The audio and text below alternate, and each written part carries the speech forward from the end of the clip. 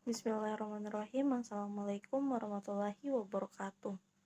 Perkenalkan, nama saya Niam Alam Nasrah, Stambuk M1B1181057, kelas B Ilmu Lingkungan. Di sini saya akan membawakan hasil presentasi saya yang berjudul Pengelolaan Lingkungan Hidup. Adapun rumusan masalahnya yaitu jelaskan politik hijau, ekonomi hijau, kota hijau, bangunan hijau, industri hijau, teknologi hijau, dan perilaku hijau. Adapun tujuan ini yaitu PPT ini dibuat agar dapat mengetahui apa saja pengelolaan lingkungan hidup di Indonesia pada abad ke-21. Di sini saya akan membahas dulu apa yang dimaksud itu lingkungan hidup. Nah, menurut Undang-Undang Nomor 32 Tahun 2009, lingkungan hidup adalah sebuah satuan ruang dengan segala benda dan makhluk hidup di dalamnya, termaksud manusia dan perilakunya yang mempengaruhi keberlangsungan peri kehidupan dan kesejahteraan manusia serta makhluk hidup yang lainnya. Nah, yang pertama itu politik hijau. Politik hijau di sini merupakan istilah yang berasal dari bahasa Jerman Grün, disatukan oleh Die Grünen, sebuah partai hijau yang terbentuk di akhir tahun 1970-an. Selama beberapa tahun terakhir ini, keberadaan green politik bisa membawa perubahan signifikan dalam kebijakan pro lingkungan. Dan yang berikutnya yaitu ekonomi hijau. UNEP mendefinisikan ekonomi hijau sebagai salah satu upaya peningkatan kesejahteraan manusia dan keadilan sosial, sembari mengurangi risiko lingkungan dan kelangkaan ekologis secara signifikan. Nah, ekonomi hijau menurut UNEP memiliki prinsip-prinsip sebagai berikut. Pertama, mengakui nilai dari dan investasi pada sumber daya alam. Kedua, mengurangi kemiskinan. Ketiga, meningkatkan lapangan pekerjaan dan kesetaraan sosial. Keempat, mengalihkan penggunaan bahan bakar fosil ke energi terbarukan dan rendah emisi. Kelima, meningkatkan efisiensi penggunaan sumber daya dan energi. Keenam, mendorong pola hidup yang rendah emisi dan berkelanjutan. Ketujuh, bertumbuh lebih cepat sembari melestarikan sumber daya alam. Dan yang selanjutnya yaitu kota hijau. Yang pertama itu pengertian kota hijau. Nah, kota hijau sendiri adalah salah satu pendekatan pembangunan kota yang didasarkan atas prinsip-prinsip ekologis. Kota hijau juga tadi diterjemahkan dalam prinsip-prinsip kota hijau, yakni yang pertama itu mengintegrasikan komponen alam dan buatan, kedua efisiensi dan optimalisasi pemanfaatan sumber daya kota, yang ketiga minimalisasi dan pendaur ulangan limbah, keempat yaitu mengurangi ketergantungan terhadap daerah interlandnya. Yang kedua itu komponen atau dimensi kota hijau. Nah, kota hijau dapat dirinci menjadi komponen-komponen yang membentuk lingkungan fisik kota. Sebagaimana diagram berikut ini, terdapat paling tidak 8 komponen pembentuk kota hijau, yaitu tanah, tata guna tanah, transportasi, bangunan, ruang terbuka, jaringan prasarana dan limbah, sistem energi, hidrologi, dan lanjut yang berikutnya itu sistem energi, hidrologi, udara, dan sinar matahari. Yang ketiga itu indikator kota hijau. Nah, indikator didefinisikan sebagai representasi dari satu realitas. Dalam kajian The Junaidi tahun 2000 menyarankan bahwa aplikasi indikator dapat dilakukan dengan 3 kemungkinan, yaitu 1. Indikator untuk membandingkan dengan kota-kota lain atau perbandingan horizontal. Yang kedua, indikator untuk melihat perkembangan kota dari waktu ke waktu atau perbandingan longitudinal. Yang ketiga itu perbandingan yang bernilai relatif. Nah, ini yaitu berikut contoh indikator kota hijau. Nah, ini bisa kalian lihat komponen atau variabel yang tertulis di sini dan ada indikator.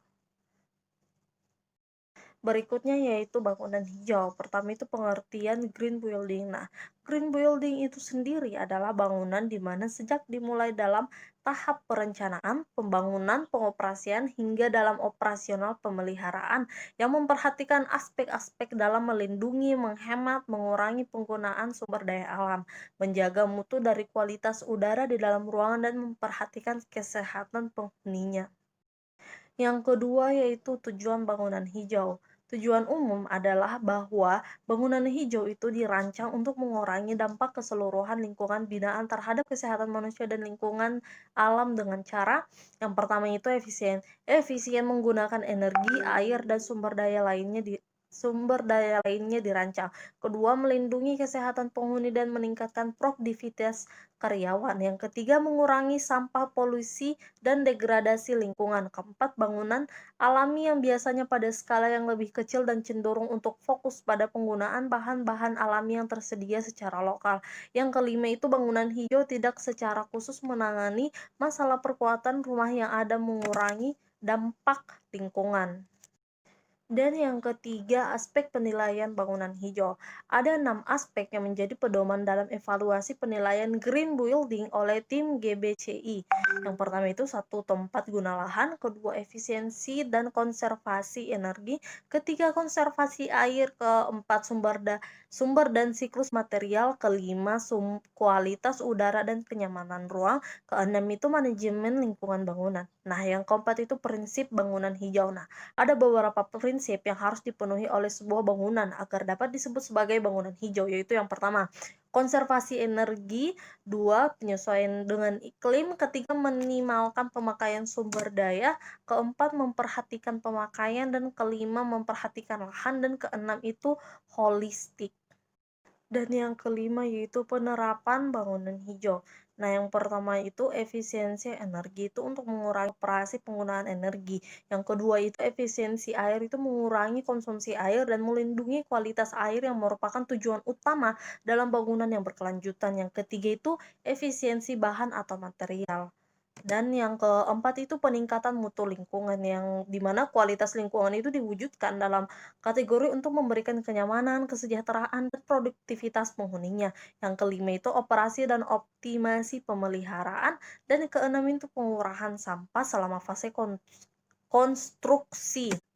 Yang keenam itu yang ketujuh, optimasi biaya dan manfaat. Masalah yang paling dikritik tentang pembangunan-bangunan ramah lingkungan adalah harga. Dan yang kedelapan itu peraturan dan operasi. Selanjutnya yaitu industri hijau. Nah, industri hijau dipopulerkan pada tahun 1989 dalam suatu artikel ilmiah Amerika oleh Robert Frost dan Nicholas. Ya, industri hijau ini sendiri adalah bidang ilmu yang difokuskan pada dua tujuan, yaitu peningkatan ekonomi dan peningkatan kualitas lingkungan. Nah, berikut 4 elemen utama yang digunakan sebagai strategis untuk mengimplementasikan konsep industri hijau. Yang pertama itu konsep industri hijau.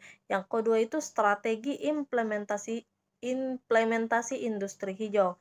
Yang ketiga itu produk bersih. Nah, di situ konsep produk bersih pertama kali diperkenalkan pada tahun 1989 sampai 1990 oleh UNEP. Nah, yang pertama di sini ada prinsip pokok dalam strategi produksi bersih. Yang pertama, mengurangi dan meminimalisasi penggunaan bahan baku. Kedua, perubahan dalam pola produksi dan konsumsi. Ketiga, perubahan pola pikir. Keempat, mengaplikasikan teknologi ramah lingkungan. Yang kelima, pelaksanaan program mengarah pada pengaturan diri sendiri. Yang kedua itu aktivitas produksi bersih. Nah, prinsip-prinsip dalam produksi bersih diaplikasikan dalam bentuk kegiatan yang dikenal 4R, meliputi pertama itu reuse atau penggunaan kembali, yang kedua itu reduction atau pengurangan limbah pada sumbernya, yang ketiga itu recovery atau teknologi untuk memisahkan suatu bahan dari suatu limbah untuk kemudian dikembalikan. Yang keempat itu recycling atau daur ulang. Itulah tadi 4L saat ini yang telah dikembangkan akan lebih efektif apabila didahului prinsip rating. Dan yang ketiga yaitu manfaat penerapan produksi bersih. Yang pertama itu mencegah terjadinya pencemaran dan perusakan lingkungan. Yang kedua, mendukung prinsip pemeliharaan lingkungan dalam rangka pembangunan berkelanjutan. Yang ketiga, dalam jangka panjang dapat meningkatkan pertumbuhan ekonomi. Dan yang keempat, mencegah atau memperlambat degradasi lingkungan dan mengurangi eksploitasi sumber daya alam. Yang kelima itu memberikan peluang keuntungan ekonomi. keenam, memperkuat daya saing produk di pasar global. Yang ketujuh, meningkatkan citra produsen dan meningkatkan kepercayaan konsumen terhadap produk yang dihasilkan. Yang kedelapan itu mengurangi tingkat bahaya kesehatan atau keselamatan kerja. Dan yang keempat itu label ekonomi. Yang selanjutnya yaitu teknologi hijau.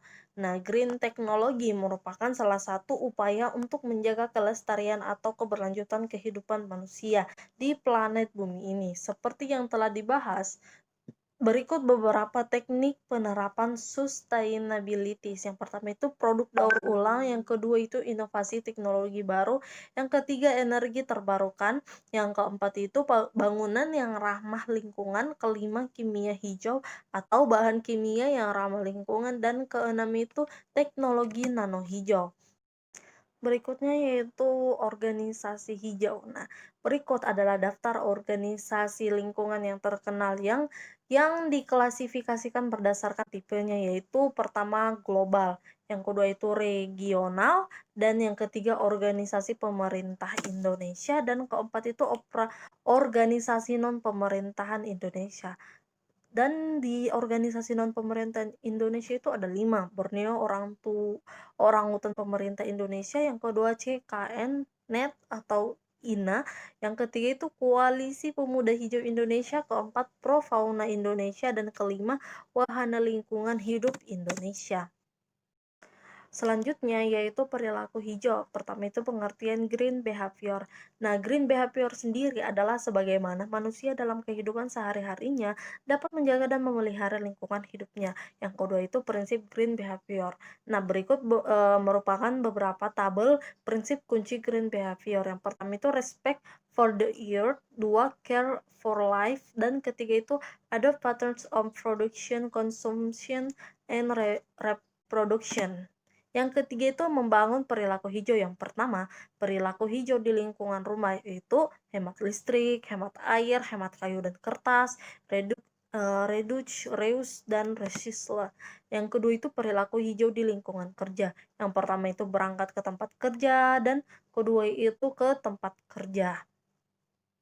Dan yang berikutnya itu kesimpulan. Nah, dari pembahasan di atas, lingkungan hidup serta dukungan banyak konsep dan pakar lingkungan yang selama ini tidak dapat dalam proses pembuatan kebijakan lingkungan nantinya, Green Party di Indonesia ditunjukkan eksistensinya di Indonesia. Nah, sekian dari materi yang saya bawakan. Terima kasih. Mohon maaf jika ada salah kata. Wabillahi taufiq walhidayah. Wassalamualaikum warahmatullahi wabarakatuh.